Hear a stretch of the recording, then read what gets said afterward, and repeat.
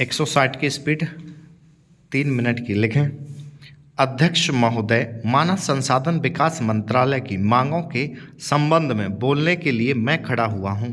शिक्षा की पद्धति के बारे में, उसमें परिवर्तन लाने के बारे में, इस क्षेत्र में हमें जो सफलता हाथ लगी है उसके बारे में अभी मेरे मित्र ने बहुत कुछ कहा है। दुर्भाग्य की बात यह है कि देश में सभी लोग यह मानते हैं कि शिक्षा में प्रगति नहीं हुई है, शिक्षा पद्धति में आमूलचूल परिवर्तन नहीं हुए हैं, लेकिन फिर भी इस दिशा में कुछ किया नहीं जाता है।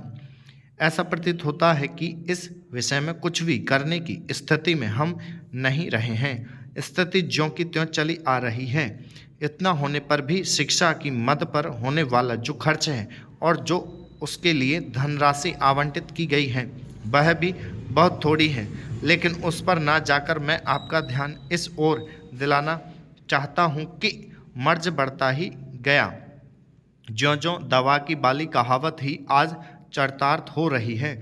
जितने ज़्यादा आयोग और समितियां बैठीं और जितनी ज़्यादा शिक्षा पद्धति के बारे में छानबीन की गई, उतनी ही ज़्यादा बीमारी बढ़ती गई। बीमारी का इलाज ना होकर और भी खराबियां पैदा होती गईं। अभी मेरे मित्र ने माननीय मंत्री का ध्यान एक रिपोर्ट की तरफ दिलाया था। इस तरह की बहुत सी रिपोर्टें हैं। अभी सदस्य महोदय भी एक रिपोर्ट का जिक्र कर रहे थे। रिपोर्ट तो बहुत सी प्रस्तुत हुई हैं, लेकिन मंत्रालय ने उस पर कभी कार्यान्वयन करने की दिशा में कोई कदम नहीं उठाया। अपनी इस हालत को उन्होंने इसी सदन में स्वयं स्वीकार किया है। अपनी व्यवस्था को उन्होंने स्वयं यहाँ प्रकट किया है। इस विषय पर और अधिक न कहकर मैं आज के दिन मानव संसाधन विकास मंत्रालय का ध्यान दो विशेष विषयों की तरफ दिलाना चाहता हूँ। पहली बात तो मैं हिंदी के बारे में कहना चाहता हूँ। मंत्रालय का काम हिंदी का प्रसार और प्रचार करना है। हिंदी हमारे देश की राष्ट्रभाषा है। संविधान ने उसको राष्ट्रभाषा का स्थान दिया है, लेकिन हिंदी को वह स्थान अभी तक भी ठीक से प्राप्त नहीं हुआ है।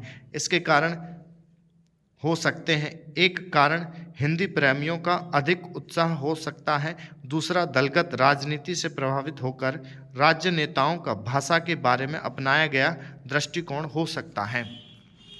महोदय, जो यह बजट प्रस्तुत हुआ है वह देश का एक ऐसा नया चित्र उपस्थित करता है जो चित्र उन्माद का है, आशा का है, सफलता का है। इसमें नए कर ज़्यादा नहीं लगाए गए हैं और जो थोड़े से कर लगाए भी गए हैं वे इस ढंग से लगाए गए हैं कि सभी लोगों पर उसका बोझ पड़ता है।